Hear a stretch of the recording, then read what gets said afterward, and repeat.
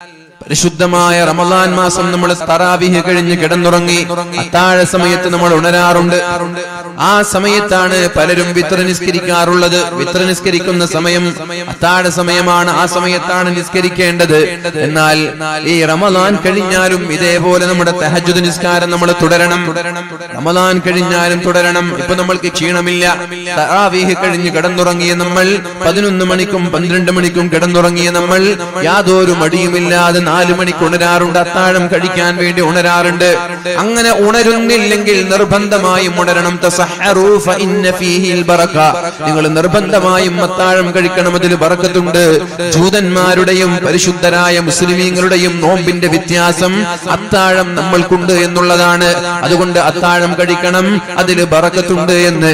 അത് നിങ്ങളുടെ ശാരീരികമായ ആരോഗ്യത്തിന് നിർബന്ധമാണ് എന്ന് പരിശുദ്ധ റസൂലുള്ളാഹ്. ഈ റമളാൻ കഴിഞ്ഞ് പെരുന്നാൾ മുതൽ 4 മണിക്ക് തന്നെ ഉണരുന്നവരായി നിങ്ങൾ മാറണം. വളരെ നേരത്തെ കിടന്നുറങ്ങാൻ നമ്മൾക്ക് സൗകര്യമുണ്ട്, വളരെ നേരത്തെ കിടന്നുറങ്ങാൻ നമ്മൾക്ക് സൗകര്യമുണ്ട്. അന്ന് തറാവീഹ് ഇല്ല, 20 റക്അത്തില്ല. സാന്ദർഭികമായി ഞാൻ പറയട്ടെ, തറാവീഹ് നിസ്കരിക്കുന്ന ആളുകളോട് ദയവ് ചെയ്ത് നിസ്കാരത്തെ പരിഹസിക്കരുത്, ദയവ് ചെയ്ത് നിസ്കാരത്തെ നിങ്ങൾ അപകീർത്തിപ്പെടുത്തരുത്, ദയവ് ചെയ്ത് നിസ്കാരത്തെ അല്ലാഹുവിനെ തന്നെ പരിഹസിക്കുന്ന രീതിയിൽ ഒരു പ്രഹസനമായി നിങ്ങളുടെ തറാവീഹ് മാറരുത്. അനാവശ്യമായി വേഗത കൂട്ടരുത്. എന്തേ പരിശുദ്ധമായ റമളാനിൽ തറാവീഹ് നിസ്കരിക്കാൻ ഒരു 10-15 മിനിറ്റ് കൂടിപ്പോയാൽ എന്തേ? അത് അദബുകേടാണ്. മുഅ്മിനീങ്ങളെ, നിങ്ങൾ നിസ്കരിച്ചില്ലെങ്കിൽ അല്ലാഹു ചോദ്യം ചെയ്യില്ല. എന്തേ നിങ്ങൾ തറാവീഹ് നിസ്കരിക്കാത്തത് എന്ന് അല്ലാഹു നിങ്ങളെ ചോദ്യം ചെയ്യില്ല. അത് നിർബന്ധമായ ഫർളല്ല മുഅ്മിനീങ്ങളെ.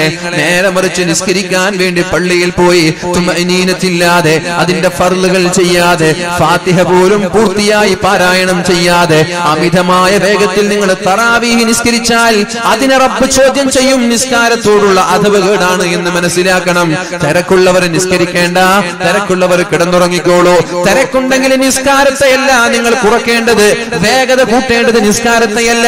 നിസ്കാരത്തിനിടയിലുള്ള ചില ദിക്റുകൾ ഉണ്ടല്ലോ, ആ ദിക്ർ കുറച്ചാലും പ്രശ്നമല്ല. നിസ്കാരത്തെ ദയവ് ചെയ്ത് നിങ്ങൾ അമിതമായ വേഗത്തിൽ പ്രഹസനമായി കാണരുത്. കഴിയുന്ന ആളുകൾ മാത്രം നിസ്കരിച്ചാൽ മതി. ആസ്വദിച്ചുകൊണ്ട് നിസ്കരിക്കാൻ നമ്മൾ തയ്യാറാവണേ. എന്റെ പ്രിയമുള്ള ചെറുപ്പക്കാരോട് നിങ്ങളോട് പറയുകയാണ്, എവിടെയാണ് വളരെ വേഗത്തിൽ നിസ്കാരം തീരുന്നത് എന്ന് നോക്കി അവിടേക്ക് ഓടിപ്പോവാതെ എവിടെയാണൊന്ന് ആശ്വാസത്തോടു കൂടി ഒന്ന് റാഹത്തായി നിസ്കരിക്കാൻ കഴിയുന്നത് അവിടെ പോയി നിസ്കരിക്കണം. വളരെ ഭംഗിയായി ഖുർആൻ പാരായണം ചെയ്യണം. ഫാത്തിഹ പാരായണം ചെയ്ത് കഴിഞ്ഞാൽ നിർബന്ധമായും മഅ്മൂമിങ്ങൾക്ക് ഫാത്തിഹ ഓതാനുള്ള സമയം ഇമാമുമാര് കൊടുക്കണം. വെറുതെ ഒരു കടപ്പാടായി, വെറുതെ ഒരു ബാധ്യതയായി തറാവീഹ് നിസ്കരിച്ച് തലകുത്തി മറിഞ്ഞതുകൊണ്ട് ഒരു പ്രയോജനവും നമ്മൾക്കില്ല. അതിനു പകരം അല്ലാഹുവിന്റെ ശിക്ഷ വരെ ലഭിക്കാൻ അത് കാരണമാകും. കാരണം നിസ്കാരത്തിനൊരു മര്യാദയുണ്ട്, ഇബാദത്തുകൾക്കൊരു മര്യാദയുണ്ട്. ആ മര്യാദയെ ചോദ്യം ചെയ്യുന്ന രീതിയിലുള്ള നിസ്കാരം നമ്മുടെ ഭാഗത്തു നിന്ന് വന്നു പോയാൽ അത് അപകടം തന്നെയാണ്. അതുകൊണ്ട് സൂക്ഷിക്കണമെന്ന് ഞാൻ സാന്ദർഭികമായി പറയുകയാണ്. ഇത് കഴിഞ്ഞ് തഹജ്ജുദ് നിസ്കരിക്കാൻ നമ്മൾ ഉണർന്നാൽ എല്ലാ ദിവസവും വിത്ർ നിസ്കാരത്തെ തഹജ്ജുദിലേക്ക് മാറ്റിവെച്ച് ആ വിത്ർ നിസ്കാരത്തിന്റെ സുജൂദിൽ കിടന്നുകൊണ്ട് അല്ലാഹുവിനോട് ദുആ ചെയ്യണം. അല്ലാഹുമ്മഗ്ഫിർ ലനാ ولوالدينا ربنا ارحمهم كما ربونا صغارا اللهم اغفر لنا ولوالدينا ربنا ارحمهم كما ربونا صغارا അല്ലാഹുവേ, ഞങ്ങളുടെ മാതാപിതാക്കൾക്ക് നീ പുറത്തു കൊടുക്കണേ അല്ലാഹ്. എങ്ങനെയാണോ വളരെ ചെറുപ്പത്തിൽ ഞങ്ങളെ പോറ്റി വളർത്തിയത് അതേപോലെ ഞങ്ങളുടെ മാതാപിതാക്കളെ വാർദ്ധക്യകാലത്ത് നീ ഏറ്റെടുക്കണേ അല്ലാഹ്. അഥവാ അവർക്ക് മാരകമായ രോഗങ്ങൾ നൽകല്ലേ അല്ലാഹ്, വാർദ്ധക്യ സഹജമായ പ്രയാസങ്ങൾ നൽകല്ലേ റബ്ബേ. വളരെ റാഹത്തോടെ ആഫിയത്തോടെ ജീവിച്ച് അന്തസ്സായി ജീവിച്ച് ഈമാൻ സലാമത്തായി ലോകത്തോട് വിട പറയാൻ എന്റെ മാതാപിതാക്കൾക്ക് തൗഫീഖ് നൽകണേ എന്നാണ് ആ പ്രാർത്ഥനയുടെ അർത്ഥം. അങ്ങനെയാണ് സുജൂദിൽ കിടന്നുകൊണ്ട് ദുആ ചെയ്യണം. നിങ്ങളുടെ മാതാപിതാക്കൾക്ക്, ലോകത്തുള്ള സർവ്വ മുഅ്മിനീങ്ങൾക്കും ദുആ ചെയ്യണം സുജൂദിൽ കിടന്നുകൊണ്ട്. അല്ലാഹുമ്മ ഗ്ഫിർ ലിൽ മുഅ്മിനീന വൽ മുഅ്മിനാത്ത് വൽ മുസ്ലിമീന വൽ മുസ്ലിമാത്ത് അൽഅഹ്യാഇ മിൻഹും വൽ അംവാത്. അല്ലാഹുവേ മുഅ്മിനീങ്ങളായ മുഅ്മിനാത്തുകളായ ആളുകൾക്ക് നീ മാപ്പ് നൽകണേ റബ്ബേ. മുസ്ലിമീങ്ങളായ മുസ്ലിമാത്തുകളായ ആളുകൾക്ക് നീ മാപ്പ് നൽകണേ റബ്ബേ. അൽഅഹ്യാഇ മിൻഹും വൽ അംവാത്. അതിൽ ജീവിച്ചിരിക്കുന്ന ആളുകൾക്കും മരിച്ചുപോയ ആളുകൾക്കും അഥവാ തുടക്കം മുതൽ ഇന്നേ വരെ എല്ലാ ഇവിടെ ജനിച്ച സർവ്വ മുഅ്മിനീങ്ങൾക്ക് വേണ്ടി നമ്മൾ പ്രാർത്ഥിച്ചാൽ ഒരു മുഅ്മിനിന് ഒരു പ്രതിഫലം എന്ന രീതിയിൽ അല്ലാഹു നമ്മൾക്ക് പ്രതിഫലം നൽകുമെന്നാണ്. അതുകൊണ്ട് നമ്മുടെ തഹജ്ജുദ് എന്നുള്ളത് ലോക മുസ്ലിമീങ്ങൾക്ക് റഹ്മത്തായി നമ്മുടെ തഹജ്ജുദ് മാറണം. ലോക മുസ്ലിമീങ്ങൾക്ക് റാഹത്തായി നമ്മുടെ തഹജ്ജുദ് മാറണം. അതുകൊണ്ട് നമ്മുടെ സുജൂദിൽ കിടന്നുകൊണ്ട് അവർക്ക് വേണ്ടി ദുആ ചെയ്യാൻ നമ്മൾ മറന്നു പോകരുത് മുഅ്മിനീങ്ങളെ. പ്രത്യേകിച്ച് നമ്മുടെ മാതാപിതാക്കൾക്ക് നിസ്കാരം കഴിഞ്ഞാലും മാതാപിതാക്കൾക്ക് വേണ്ടി ദുആ ചെയ്യാൻ മറന്നു പോകരുത്. കാരണം നമ്മളാക്കിയത് നമ്മുടെ മാതാപിതാക്കളാണ്. നമ്മളാക്കിയത് നമ്മുടെ മാതാപിതാക്കളാണ്. അതിനോടൊപ്പം ചേർത്ത് പറയാനുള്ള ഒരു വിഷയം എന്റെ പ്രിയപ്പെട്ട മാതാപിതാക്കളോട് പറയാനുള്ളത്, എന്റെ പ്രിയപ്പെട്ട മാതാപിതാക്കളോട് പറയാനുള്ളത്, മക്കൾക്കുള്ള വഴികാട്ടിയായി നിങ്ങൾ മാറണം. മക്കളുടെ വഴികാട്ടിയായി നിർബന്ധമായും നിങ്ങൾ മാറേണ്ടതുണ്ട്. മക്കൾ എപ്പോഴെങ്കിലും തോറ്റുപോയെന്ന് വിചാരിച്ചാൽ, മക്കൾ എപ്പോഴെങ്കിലും തോറ്റുപോകുമെന്ന് വിചാരിച്ചാൽ, എപ്പോഴെങ്കിലും മക്കള് പരാജയപ്പെടുമെന്ന ഒരു ഭീതി മക്കൾക്കുണ്ടെങ്കിൽ, ഏതെങ്കിലും ഒരു വിഷയത്തിൽ മക്കൾ പരാജയപ്പെട്ടു പോവുകയാണ്, അവരുടെ ശുഭപ്രതീക്ഷ നഷ്ടപ്പെടുകയാണ്, ശുഭാപ്തി വിശ്വാസം നഷ്ടപ്പെടുകയാണ് എന്നൊക്കെ തോന്നിയാൽ നിർബന്ധമായിട്ടും നമ്മൾ അവർക്ക് കരുത്താകണം. മാതാപിതാക്കൾ അവർക്ക് കരുത്തായി മാറണം. നിങ്ങൾ അവരെ നിരാശരാക്കാൻ പാടില്ല. നിങ്ങൾ കാരണത്താൽ അവർ നിരാശരായി മാറാൻ പാടില്ല. നിങ്ങൾ കാരണം അവർക്ക് കരുത്ത് ലഭിക്കണം. പാകിസ്ഥാനിലെ മുനീബ മസാരി എന്ന് പറയുന്ന ഒരു ചെറുപ്പക്കാരിയുടെ കഥ വളരെ ഇൻസ്പിറേഷൻ നൽകുന്ന, ആവേശം നൽകുന്ന കഥയാണത്. പിതാവ് പറഞ്ഞതുപോലെ മാതാവ് പറഞ്ഞതുപോലെയാണ്. എല്ലാവരും തറവാട്ടുകാരായ കുടുംബക്കാർ, മാന്യരായ കുടുംബക്കാരൊക്കെ മാതാപിതാക്കൾ പറഞ്ഞതുപോലെയാണ് കല്യാണത്തിന് തയ്യാറാവുക. പെണ്ണിന് ഇഷ്ടപ്പെട്ടാലും ഇഷ്ടപ്പെട്ടില്ലെങ്കിലും മാതാപിതാക്കൾക്ക് ഇഷ്ടപ്പെട്ടാൽ അവർ ചോദിക്കും കല്യാണം കഴിക്കാൻ തയ്യാറാണോ എന്ന്. ആ സമയത്ത് പെണ്ണ് പറയും, ഉപ്പ നിങ്ങൾക്ക് ഇഷ്ടമാണെങ്കിൽ, ഉമ്മ നിങ്ങൾക്ക് ഇഷ്ടമാണെങ്കിൽ ഞാൻ കല്യാണം കഴിക്കാൻ തയ്യാറാണെന്ന് പറഞ്ഞ് കല്യാണം കഴിക്കും. ഒരുപക്ഷെ അവരുടെ ദാമ്പത്യ ജീവിതം അവർക്ക് തുടക്ക സമയത്ത് അത്ര രസകരമായി തോന്നൂല. പിന്നെ അത് ശരിയാകുമെങ്കിലും ആദ്യ കാലഘട്ടങ്ങളിൽ മനസ്സുകൊണ്ടൊരു പക്ഷേ തൃപ്തിപ്പെടാൻ ആ പെണ്ണിന് കഴിഞ്ഞുകൊള്ളണമെന്നില്ല.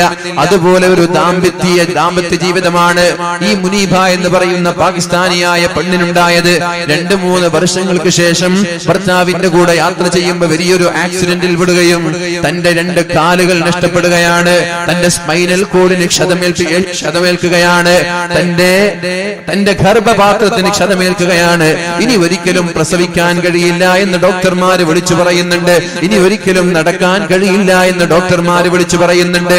അങ്ങനെ ഒരുപാട് 6 മാസക്കാലത്തോളം ഹോസ്പിറ്റലിൽ കിടന്നിട്ട് ഹോസ്പിറ്റലിന്റെ ചുമരുകൾ കണ്ട് ജീവിതം മടുത്തിട്ട് ഹോസ്പിറ്റലിൽ നിന്ന് ഡിസ്ചാർജ് ആയി വീട്ടിലേക്ക് എത്തിയപ്പോഴാണ് ഇരിക്കാൻ പോലും കഴിയാത്ത പ്രയാസം തോന്നിയത്.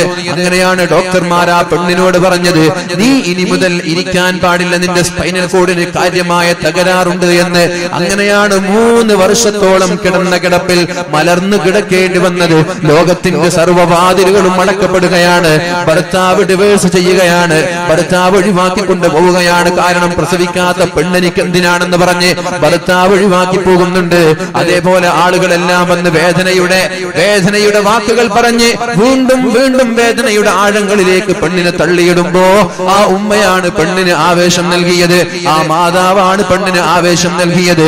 മോളെ, ഇങ്ങനൊരവസ്ഥ നിനക്ക് തന്നത് നിന്റെ ദൈവം അല്ലാഹു നിനക്ക് ഇങ്ങനൊരവസ്ഥ തരാനുള്ള കാരണം അതൊരു പരീക്ഷണമാണ്. ഇത് മുതലായിരിക്കും അല്ലാഹു നല്ല ഒരു സാഹചര്യം നിനക്ക് എടുത്തു വെച്ചിരിക്കുന്നത്. ഇത് കാരണത്താൽ നിന്റെ രക്ഷിതാവ്, ഇത് കാരണത്താൽ നിന്റെ ദൈവം ഇതിനേക്കാളും നല്ലൊരു ഭാവി നിനക്ക് എടുത്തു വെച്ചിരിക്കുകയാണ്. ഈ പ്രയാസമുള്ള സാഹചര്യങ്ങളെല്ലാം കടന്നുപോയി സന്തോഷത്തിന്റെ, അഭിമാനത്തിന്റെ ഒരു കാലഘട്ടം നിനക്ക് ദൈവം പകരം തരാതിരിക്കില്ല എന്ന ആ ഒരു ശുഭാപ്തി വിശ്വാസത്തിൽ നിന്നാണ്, ആ ഒരു മനോഹരമായ മാതാവിന്റെ വാക്കിൽ നിന്നാണ് ഈ മുനീബ എന്ന് പറയുന്ന പെണ്ണ് റിക്കവർ ചെയ്യുന്നത്. 3 വർഷക്കാലം കിടന്ന കിടപ്പിൽ കിടന്ന് നിങ്ങളൊന്ന് ഇന്ന് യൂട്യൂബിൽ പോയി സെർച്ച് ചെയ്താൽ മുനീബ മസ്രി എന്ന് പറയുന്ന ആ പെണ്ണിന്റെ മോട്ടിവേഷൻ ക്ലാസുകൾ നിങ്ങൾക്ക് കാണാൻ കഴിയും. ആ പെണ്ണ് സഞ്ചരിക്കുന്നത് വീൽ ചെയറിലാണ്, നടക്കാൻ കഴിയുന്നില്ല, വീൽ ചെയറിലാണ്. ആ പെണ്ണിന് പ്രസവിക്കാൻ കഴിയില്ല, പെണ്ണിന്റെ ഗർഭപാത്രത്തിന് ക്ഷതമേറ്റിട്ടുണ്ട്. ആ പെണ്ണാണ് ഫോബ് മാസികയുടെ പ്രധാനപ്പെട്ട ലോകത്ത് പിടിച്ചെടുക്കിയ 30 സ്ത്രീകളിൽ ഒരാളായി ഈ പെണ്ണിന്റെ പേരാണ് ഉണ്ടായത്. ഏത് പെണ്ണ് ഏതെങ്കിലും ഒരു മുറിയുടെ അകത്തളങ്ങളിൽ ഒറ്റയ്ക്ക് ജീവിതം തള്ളി നീക്കേണ്ടി വരുമെന്ന് പേടിച്ച ഒരു പെണ്ണ്, സ്വന്തം ഭർത്താവ് പോലും എനിക്ക് ഇവിടെ ആവശ്യമില്ല എന്ന് പറഞ്ഞ് എഴുതി തള്ളിയ പെണ്ണിന് ശക്തി പകർന്നത്, ആവേശം പകർന്നത് ആ മാതാവിന്റെ വാക്കുകളാണ്. ഈ പ്രയാസം ഒരു പ്രയാസമായി കാണേണ്ട മോളെ, നിനക്ക് നല്ലൊരു ഭാവി നിന്റെ ദൈവം കാത്തുവെച്ചിട്ടുണ്ടാകാം. നിന്റെ രക്ഷിതാവ്, നിന്റെ ദൈവം നിനക്ക് നല്ലൊരു ഭാസുരമായ ഭാവി, അഭിമാനകരമായ ഭാവി, ഈ പ്രയാസങ്ങളെല്ലാം തരണം ചെയ്തുകൊണ്ട് മുന്നേറാനുള്ള ഒരു അവസരം നിന്റെ രക്ഷിതാവായ റബ്ബ് അല്ലാഹു ദൈവം മാറ്റിവെച്ചിരിക്കാം. അതുകൊണ്ട് നീ നിരാശപ്പെടേണ്ട എന്ന് പറഞ്ഞ ആ മാതാവിന്റെ വാക്കുകളുടെ കരുത്താണ് ഇന്ന് വേൾഡിലെ, ലോകത്തെ സ്ത്രീകൾക്ക് വേണ്ടി വാദിക്കുന്ന, പിച്ചവെച്ച് ജീവിതത്തിൽ വിദ്യാഭ്യാസ മേഖലകളിൽ വളരാൻ കഴിയാതെ ജീവിക്കാൻ സാമ്പത്തികമായി പ്രയാസപ്പെടുന്ന ആളുകൾക്ക് താങ്ങും തണലുമായി പ്രശസ്തയായ ഒരു പെണ്ണായി പാകിസ്ഥാനിലെ അയേൺ ഗേൾ എന്ന് പറയുന്ന, ഉരുക്കു വനിത എന്ന് പറയുന്ന ഒരു പെണ്ണായി മുനീബ മസ്രി മാറിയത് ആ മാതാവിന്റെ പ്രതീക്ഷ നൽകുന്ന വാക്കുകളാണ്. അതുകൊണ്ട് എന്റെ മാതാപിതാക്കളോട് പറയാനുള്ളത്, സീരിയലുകൾ കണ്ട് കുത്തിയിരിക്കുന്ന സംവിധാനം മാറ്റിമറിച്ച് പുസ്തകങ്ങളിലേക്ക് നിങ്ങൾ ഇറങ്ങണം, പുസ്തകം വായിക്കണം, ഇംഗ്ലീഷ് ഭാഷകൾ നിങ്ങൾ പഠിക്കണം, നന്നായി പഠിക്കണം. പഠനത്തെ ഒരിക്കലും നിങ്ങൾ മാറ്റി നിർത്തരുത്. സ്ത്രീകൾ പഠിക്കട്ടെ, നന്നായി പഠിക്കണം, നന്നായി വളരണം. നമ്മുടെ സ്ത്രീകളാണ് മക്കളെ വാർത്തെടുക്കേണ്ടത്, നമ്മുടെ ഉമ്മമാരാണ്, പിതാവല്ല. പിതാവിന് കഴിയില്ല ഒരു മക്കളെ വാർത്തെടുക്കാൻ, ലോകത്തിന്റെ ഇതിഹാസങ്ങളാക്കി മക്കളെ മാറ്റാൻ ഒരു പിതാവിന് കഴിയില്ല. പിന്നെ ആർക്കാണത് കഴിയുന്നത്? മാതാവിനാ കഴിയുക. ഉമ്മമാരെ, നിങ്ങൾ പഠിക്കണം, നിങ്ങൾ വളരണം, നിങ്ങൾ ഇനിയും വായിക്കണം, വായിച്ചുളരണം, നല്ല കാഴ്ചപ്പാടുകൾ ഉള്ളവരായി നിങ്ങൾ മാറണം. കരിങ്കല്ലത്താണ് എന്ന് പറയുന്ന പ്രദേശത്തെ ഇട്ടാവട്ടത്തുള്ള ഏതെങ്കിലും അയൽവാസികളുടെ ഫിത്നയും ഫസാദും പറഞ്ഞ് നടക്കേണ്ടവരിൽ നിങ്ങളെ രാഷ്ട്രീയം നിങ്ങൾ ചർച്ച ചെയ്യണം, ലോകത്ത് നടക്കുന്ന കാര്യങ്ങൾ നിങ്ങൾ ചർച്ച ചെയ്യണം. എല്ലാ വിഷയങ്ങളിലും നിങ്ങൾക്ക് കാഴ്ചപ്പാടുകൾ വേണം, എല്ലാ വിഷയങ്ങളിലും കാഴ്ചപ്പാട് വേണം. നിങ്ങളുടെ മക്കൾക്ക് ആ കാഴ്ചപ്പാട് കൈമാറാൻ നിങ്ങൾക്ക് കഴിയണം. ഭാഷകളിൽ നൈപുണ്യം വേണം. അതുകൊണ്ട് പഠിക്കണം. കല്യാണം കഴിഞ്ഞാലും പഠിക്കാനുള്ള സംവിധാനങ്ങൾ നമ്മൾ ഉണ്ടാക്കി കൊടുക്കണം. ഇസ്ലാമിന്റെ ചുട്ടയോടുകൂടി ഇനി നിഖാബ് വേണോ എന്നതല്ല ഇവിടെ ചർച്ച. ഇസ്ലാമിക ചുട്ടയോടുകൂടി പഠിപ്പിക്കാൻ രക്ഷിതാക്കളും അവസരം നൽകണം. ഉമ്മ നന്നായാലേ, ഉമ്മ പഠിച്ചു വളർന്നാലേ അതിന്റെ സത്ത് നമ്മുടെ മക്കൾക്ക് ലഭിക്കുള്ളൂ. ഉമ്മയ്ക്ക് കോൺഫിഡൻസ് ഉണ്ടായാലേ മക്കൾക്ക് കോൺഫിഡൻസ് ഉണ്ടാവുള്ളൂ. ഉമ്മ ഭീരുവായി മാറിയാൽ, എന്തെങ്കിലും ഒരു പ്രശ്നം വരുമ്പോ പേടിച്ച് വിറക്കുന്നവളായി ഉമ്മ മാറിയാൽ അതേ നിലപാടാണ് മക്കൾക്കുണ്ടാവുക. പ്രതിസന്ധി ഘട്ടങ്ങളിൽ പിടിച്ചു നിൽക്കാനും അതിനെ പതറാതെ മറികടക്കാനുമുള്ള ആവേശം ഉമ്മമാരെ നിങ്ങൾക്കുണ്ടാവണം. നിങ്ങളാണ് മക്കൾക്ക് ധൈര്യം നൽകേണ്ടത്. അല്ലാഹു റബ്ബ് സുബ്ഹാനഹു വ തആല നമ്മുടെ മക്കളെ ഉന്നതങ്ങളിൽ നിന്ന് ഉന്നതങ്ങളിലേക്ക് അല്ലാഹു എത്തിച്ചു തരട്ടെ. മഹാനായ അബ്ദുല്ലാഹി ഇബ്നു അബ്ബാസ് റളിയല്ലാഹു അൻഹു പറഞ്ഞു, വബിൽ വാലിദൈനി ഇഹ്സാന, നിങ്ങൾ നിങ്ങളുടെ മാതാപിതാക്കളോട് മാന്യമായി പെരുമാറണം എന്നതിൽ അദ്ദേഹം തഫ്സീറിലൂടെ അദ്ദേഹം പറഞ്ഞു, നീ നിന്റെ വസ്ത്രം നിന്റെ മാതാപിതാക്കളുടെ മുമ്പിൽ വെച്ച് കൊടയാൻ പാടില്ല. നിന്റെ കുപ്പായം നീ ഉമ്മയുടെ മുമ്പിൽ വെച്ച് കുപ്പായം കൊടയാൻ പാടില്ല, തുണി കൊടയാൻ പാടില്ല. നിന്റെ പിതാവിന്റെ മുമ്പിൽ വെച്ച് നിന്റെ വസ്ത്രം നീ കൊടയാൻ പാടില്ല. കാരണം ആ കുപ്പായത്തിലുള്ള പൊടിപടലങ്ങൾ, ആ തലപ്പാവിലുള്ള പൊടിപടലങ്ങൾ, പർദ്ദയിലുള്ള പൊടിപടലങ്ങൾ, ടവലിലുള്ള പൊടിപടലങ്ങൾ, അത് നിന്റെ പിതാവിനെ, നിന്റെ മാതാവിനെ ബാധിക്കാൻ സാധ്യതയുണ്ട്. അവരുടെ ശരീരത്തിലേക്ക് കടന്നു പോകാൻ സാധ്യതയുണ്ട്. അതുകൊണ്ട് അവരുടെ മുമ്പിൽ വെച്ച് നിങ്ങൾ പൊടി പുരളാൻ സാധ്യതയുള്ള നിങ്ങളെ കൈകൾ പോലും ഇങ്ങനെ കൊട്ടാൻ പാടില്ല. മാതാപിതാക്കളുടെ മുമ്പിൽ വസ്ത്രം കുടയുന്നത്, കൈകൾ കൊട്ടുന്നത്, അടിച്ചു വാരുന്നത് വരെ, സ്വന്തം വീട് അടിച്ചു വാരുമ്പോ മാതാപിതാക്കളുടെ വീടൊക്കെ നിങ്ങൾ വൃത്തിയാക്കി കൊട്ടി വൃത്തിയാക്കും. ആ സമയത്ത് മാതാപിതാക്കളുടെ ശരീരത്തിലേക്ക് പൊടിപടലങ്ങൾ പടരാതെ സൂക്ഷിക്കാൻ ശ്രദ്ധിക്കണമെന്ന് മഹാനായ അബ്ദുല്ലാഹി ഇബ്നു അബ്ബാസ് റളിയല്ലാഹു അൻഹു വഖുൽ ലഹുമാ ഖൗലൻ കരീമാ, വളരെ മാന്യമായ സംസാരം മാത്രമേ അവരോട് സംസാരിക്കാൻ പാടുള്ളൂ. സഈദ് ഇബ്നുൽ മുസയ്യിബ് റളിയല്ലാഹു അൻഹു പറയുന്നുണ്ട്, മാതാപിതാക്കളോട് എങ്ങനെയാണ് മക്കൾ പെരുമാറേണ്ടത്, ഏത് രീതിയിലാണ് പെരുമാറേണ്ടത്? ഖൗലി അബ്ദിൽ മുദ്നിബി ലിസയ്യിദിൽ ഫളി.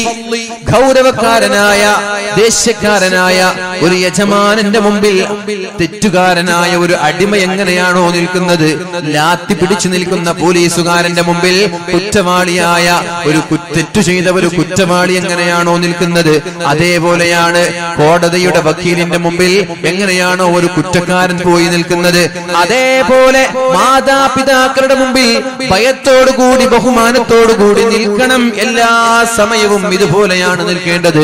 നെഞ്ചു വിരിച്ചിട്ടല്ല, കാലിന്റെ മുകളിൽ കാല് കയറ്റി വെച്ചിട്ടല്ല സ്വന്തം മാതാപിതാക്കളുടെ മുമ്പിൽ സംസാരിക്കേണ്ടത്. ഒരു ഭവ്യതയെന്നും വേണം. ഒന്ന് ഓച്ചാനിച്ചു നിൽക്കണം. ഒരടിമ യജമാനന്റെ മുമ്പിൽ ഓച്ചാനിച്ചു നിൽക്കുന്നത് പോലെ സ്വന്തം മാതാപിതാക്കളുടെ മുമ്പിൽ ഓച്ചാനിച്ചു നിൽക്കണമെന്ന് മഹാനായ സഈദ് ഇബ്നുൽ മുസയ്യിബ് റളിയല്ലാഹു അൻഹു നമ്മോട് പഠിപ്പിക്കുന്നുണ്ട്. അതുകൊണ്ട് ലാ തഉഖ വാലിദൈക, നിന്റെ മാതാപിതാക്കളോട് മോശമായി പെരുമാറരുത്. വ ഇൻ അമറാക അൻ തഖ്റുജ മിൻ അഹ്ലിക വ മാലിക, നിന്റെ ഭാര്യയെ ഡിവോഴ്സ് ചെയ്യാൻ പറഞ്ഞാലും നിന്റെ സമ്പാദ്യങ്ങൾ ഒഴിവാക്കാൻ പറഞ്ഞാലും നിന്റെ വീട്ടിൽ നിന്ന് ഇറങ്ങിപ്പോടാ എന്ന് പറഞ്ഞാൽ നിന്റെ മാതാപിതാക്കളുടെ മുഖം നോക്കി നിങ്ങളാരാ അത് പറയാൻ, ഞാൻ നിർമ്മിച്ച വീടല്ലയോ എന്ന് പറഞ്ഞു പോവരുതേ എന്റെ ചെറുപ്പക്കാരെ, എന്റെ സഹോദരങ്ങളെ. അത്തരം വാക്കുകൾ നമ്മളിൽ നിന്ന് വരാൻ പാടില്ല. നീ നിർമ്മിച്ച വീടാണ്, നീ വാങ്ങിച്ച സ്ഥലമാണ്, ആ വീട്ടിൽ നിന്ന് പിതാവ് പറയാൻ ഇറങ്ങിപ്പോടാ, എന്നാൽ നീ ഇറങ്ങിപ്പോകണമെന്ന് ശഫീഉനാ റസൂലുള്ളാഹ് ഔസാനി റസൂലുള്ളാഹ്, അല്ലാഹുവിന്റെ റസൂൽ സല്ലല്ലാഹു അലൈഹി വസല്ലമ തങ്ങൾ എന്നോട് വസിയത്ത് ചെയ്തു. മുആദ് ഇബ്നു ജബൽ റളിയല്ലാഹു അൻഹു പറയുകയാണ്, എന്നോട് മഹാനായ റസൂലുള്ളാഹി സല്ലല്ലാഹു അലൈഹി വസല്ലമ തങ്ങൾ വസിയത്ത് ചെയ്തു, ലാ തഉഖ വാലിദൈക, നിന്റെ മാതാപിതാക്കളോട് മോശമായി പെരുമാറരുത്.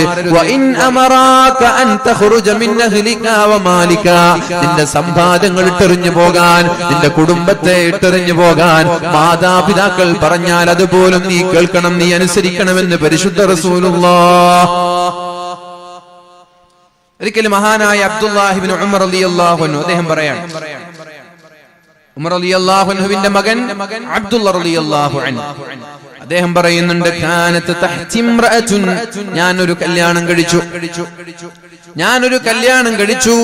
കാനത്ത് തഹ്തി ഇംറഅതുൻ, ഞാനൊരു കല്യാണം കഴിക്കുകയുണ്ടായി.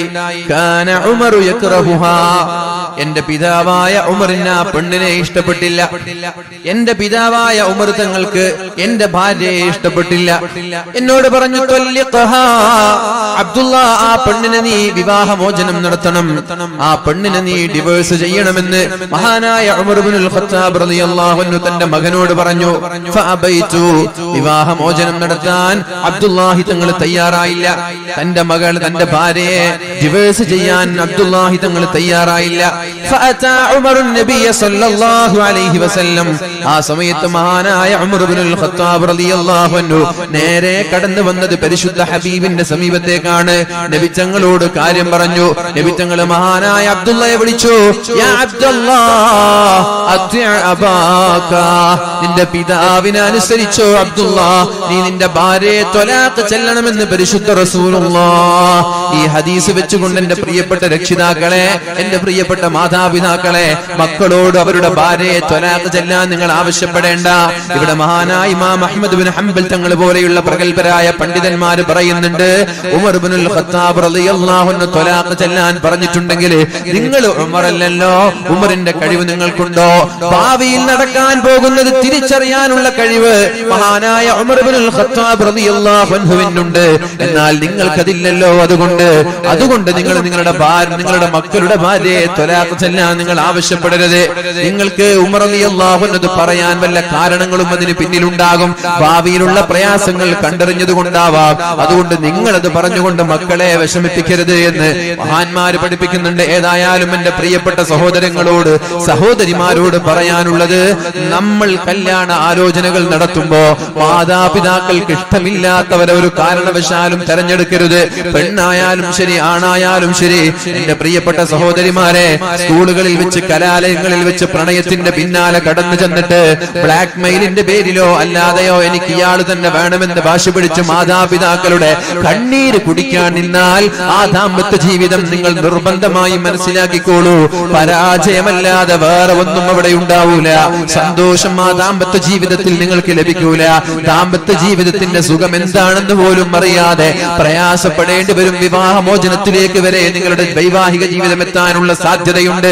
അതുകൊണ്ട് മാതാപിതാക്കളുടെ കണ്ണുനീര് കുടിപ്പിച്ചുകൊണ്ട് ഒരാളും വിവാഹത്തിന് തയ്യാറാവരുതേ. ഒരാളും ഒരു പെണ്ണിനെയും തെരഞ്ഞെടുക്കരുതേ. ഒരു പെണ്ണും ഒരു ഭർത്താവിനെയും തെരഞ്ഞെടുക്കരുത്. നിങ്ങൾക്ക് ഇഷ്ടപ്പെട്ടവരെ നിങ്ങളുടെ മാതാപിതാക്കളോട് പറയാൻ നിങ്ങൾക്ക് സ്വാതന്ത്ര്യമുണ്ട്, നിങ്ങൾക്ക് അവകാശമുണ്ട്. ആ മാതാപിതാക്കൾ പഠനം നടത്തി നിങ്ങൾക്ക് തൃപ്തരായ ആളുകളാണെങ്കിൽ വിവാഹം കഴിപ്പിച്ചു തരാൻ അവർ തയ്യാറാണ്. അവരാണ് ജീവിതത്തിന്റെ അനുഭവങ്ങളിലൂടെ, തീച്ചൂളയിലൂടെ കടന്നുപോയവരാണ്. ദാമ്പത്യ ജീവിതം എന്താണ് എന്ന് മനസ്സിലാക്കിയവരാണ് അവർ. അതുകൊണ്ട് അവർ അന്വേഷിക്കും, ഈ പെണ്ണ് നിന്റെ ദാമ്പത്യ ജീവിതത്തിൽ നിനക്ക് സന്തോഷം നൽകുമോ ഇല്ലയോ എന്ന് മാതാപിതാക്കൾ പഠിക്കും. ഈ ചെറുക്കൻ നിന്റെ ദാമ്പത്യ ജീവിതത്തിൽ നിന്നെ ഏറ്റെടുക്കാൻ തയ്യാറാകുമോ എന്ന്. കല്യാണം കഴിഞ്ഞ് കല്യാണത്തിന്റെ മധുവിധി ഒരു 6 മാസം കഴിഞ്ഞ് തീർന്നു പോയാൽ പിന്നെ പെണ്ണെ നിന്നോട് താല്പര്യമുണ്ടാവൂല. തോന്നിവാസികളായ തമ്മാടികളായ ആളുകൾക്ക് അത് പഠിക്കാനും തിരിച്ചറിയാനും മാതാപിതാക്കൾക്ക് കഴിയും.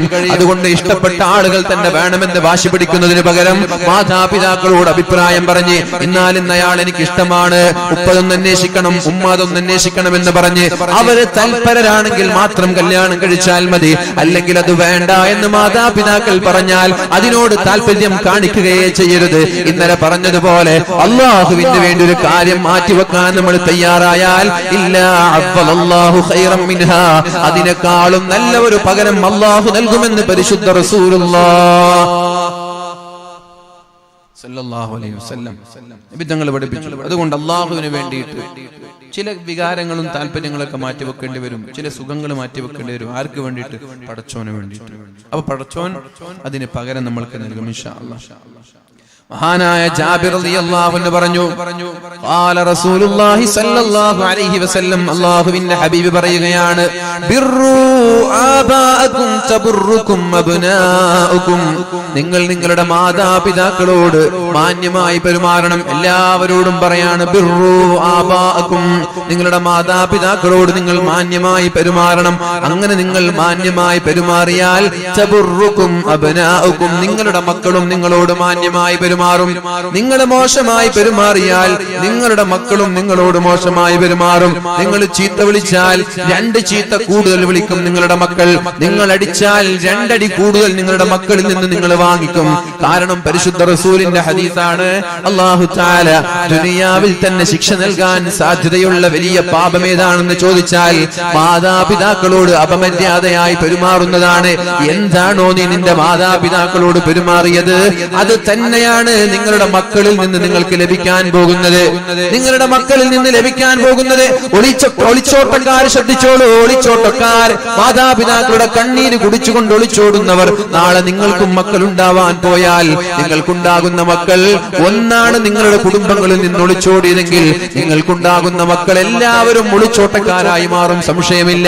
ഏത് രീതിയിലാണോ മാതാവിന്റെ കണ്ണുനീര് കുടിച്ചത് അതിനേക്കാളും കൂടുതൽ നിങ്ങളുടെ കണ്ണുനീര് ആര് കുടിപ്പിക്കും? നിങ്ങളുടെ മക്കൾ നിങ്ങളെ കുടിപ്പിക്കുമെന്ന് പരിശുദ്ധ റസൂൽ സല്ലല്ലാഹു അലൈഹി വസല്ലം. സൂക്ഷിക്കുക കഴിവിന്റെ പരമാവധി. നമ്മുടെ ജീവിതം എന്ന് പറഞ്ഞാൽ പ്രതിധ്വനിയാണ്. എന്താണോ നമ്മൾ ചെയ്തത് അത് നമ്മൾക്ക് തിരിച്ചു കിട്ടുമെന്നല്ലേ നബി തങ്ങൾ പറഞ്ഞത്. കമാ തദീനു തുദാൻ, കമാ തദീനു തുദാൻ. എന്താണോ നീ ചെയ്തത് അതേപോലെ നിനക്കത് തിരിച്ചു കിട്ടുമെന്ന് പരിശുദ്ധ റസൂലുള്ളാഹ്. പരിശുദ്ധ റസൂലുള്ളാഹ് സല്ലല്ലാഹു അലൈഹി വസല്ലം. ഇനി മഹാനായ സഹൽ ഇബ്നു മുആദ് റളിയല്ലാഹു അൻഹു പറയുന്നുണ്ട്, ഖാല റസൂലുള്ളാഹി സല്ലല്ലാഹു അലൈഹി വസല്ലം, നബി തങ്ങൾ പഠിപ്പിക്കുകയാണ്, യബ്ന ആദം, അല്ലയോ മനുഷ്യ, യബ്ന ആദം, അല്ലയോ മനുഷ്യ, ബിർറ വാലിദൈക, നീ നിന്റെ മാതാപിതാക്കളോട് വളരെ മാന്യമായി പെരുമാറണം. വസിൽ റഹിമക, നിന്റെ കുടുംബക്കാരോട് നല്ല ബന്ധം ചേർക്കണം. കുടുംബക്കാരെ നീ ബഹുമാനിക്കണം, ആദരിക്കണം. ആദരിക്കണം, അവരെ സ്നേഹിക്കണം, മാതാപിതാക്കളെ ബഹുമാനിക്കണം. ഈ രണ്ടു കാര്യം നീ ചെയ്താൽ യുയസ്സിറു ലക അംറക, നിന്റെ എല്ലാ കാര്യങ്ങളും അല്ലാഹു എളുപ്പമാക്കി തരുമെന്ന് പരിശുദ്ധ റസൂലുള്ളാഹ്. എന്തോ ഒരു തടസ്സം മുമ്പിലുണ്ട് എന്ന് തോന്നിയാൽ, കാര്യങ്ങളൊക്കെ പ്രയാസമായി തോന്നുകയാണെങ്കിൽ, വാതിലുകളൊക്കെ കൊട്ടിയടക്കപ്പെടുന്നു എന്ന് തോന്നിയാൽ നിരാശ വേണ്ട മുഅ്മിനീങ്ങളെ. നിങ്ങളുടെ മാതാപിതാക്കളോട് വളരെ സ്നേഹത്തോടു കൂടി പെരുമാറുവീൻ. നിങ്ങളുടെ കുടുംബക്കാരുമായി നല്ല ബന്ധം സ്ഥാപിക്കുവീൻ. യുയസ്സിറു ലക അംറക, നിന്റെ എല്ലാ കാര്യങ്ങളും അല്ലാഹു എളുപ്പമാക്കി തരുമെന്ന് പരിശുദ്ധ റസൂലുള്ളാഹ്. മക്കളില്ലാതെ പ്രയാസപ്പെടുന്ന എല്ലാ ആളുകളോടും പറയാനുള്ളത്, നിങ്ങൾ പല സ്ഥലങ്ങളിലും പോയി പല ഡോക്ടർമാരെ കാണിച്ച് ജ്യോത്സ്യന്മാരെ കാണിച്ച് വെറുതെ സമയം കളയുന്നതിന് പകരം പ്രശ്നങ്ങൾ ഉണ്ടെങ്കിൽ അതിന് പരിഹാരം കണ്ടെത്തി നിങ്ങളുടെ മാതാപിതാക്കളോടൊന്ന് ആത്മാർത്ഥമായി സുജൂദിൽ കിടന്ന് ദുആ ചെയ്യാൻ പറ. അല്ലാഹു തആല ദുആയിനെ തള്ളിക്കളയൂല എന്ന് പരിശുദ്ധ റസൂലുള്ളാഹ്. യുയസ്സിറു ലക അംറക, നിങ്ങളുടെ കാര്യം അല്ലാഹു എളുപ്പമാക്കി തരുമെന്നാ പറഞ്ഞത്. എന്താ ചെയ്യേണ്ടത്? മാതാപിതാക്കളോട് മാന്യമായിട്ട് പെരുമാറണം, കുടുംബക്കാരോട് മാന്യമായിട്ട് പെരുമാറണം.